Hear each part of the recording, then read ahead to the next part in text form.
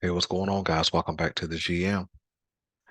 In this video, um, we're going to talk a little bit about the Nelson Aguilar signing and what that means for the Baltimore Ravens. Okay. And as always, we're gonna give our honest take on it. So right off the bat, I think it's a good signing for the Baltimore Ravens. I think Nelson Aguilar is one of the last three best wide receivers available. I think it was Marvin Jones, DJ Shark, Nelson Aguilar, and so of those three, they grabbed Nelson Aguilar, which I think is fine. I think he adds a level of explosiveness or the potential to be explosive from that slot. I think he can play outside the numbers, but I think his best position is in that slot.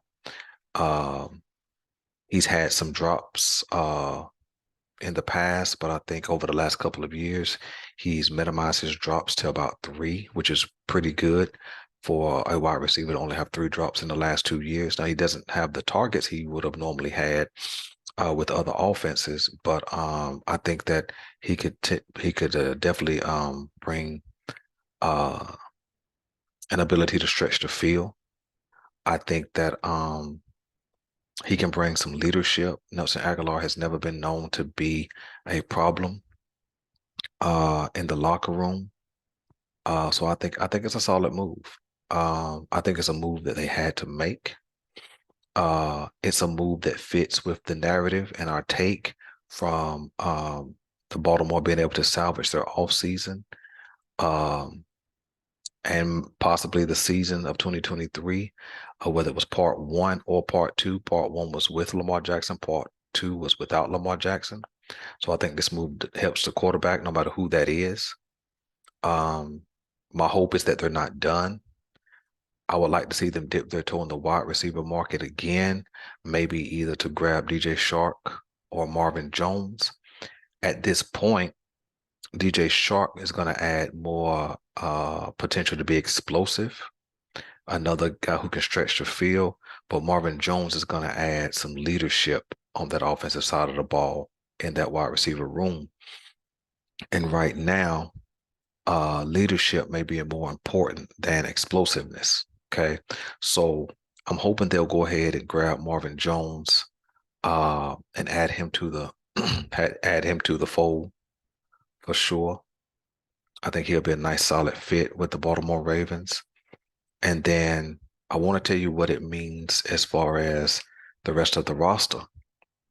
I think because the Baltimore Ravens only had right at $7 million, this signing is going to cost them about 3.5 million, somewhere in that range in salary. And so that's going to leave Baltimore with, a little over 3 million in cap space.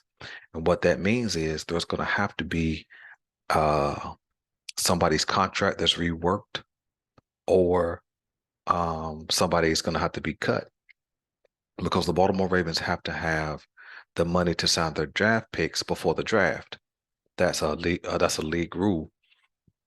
So look for a reworking of a contract or another release of a player in order to create that cap space to sign the draft picks. Okay.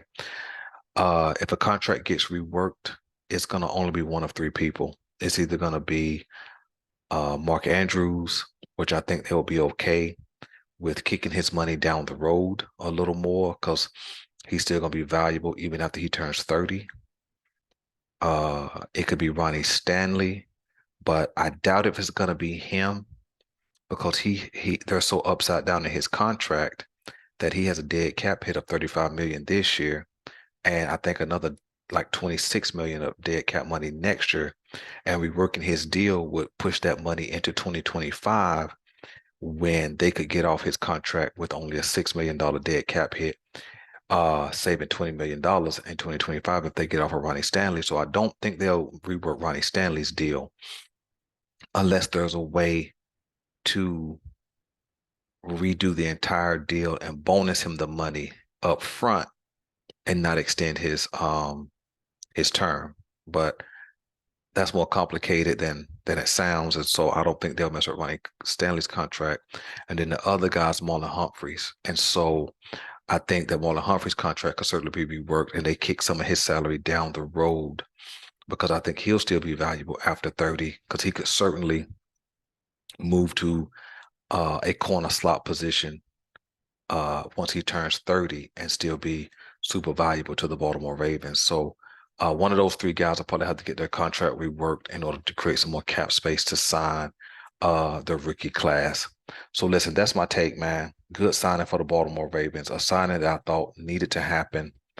And so my hope is that they'll continue to make some moves and create real news for this offseason.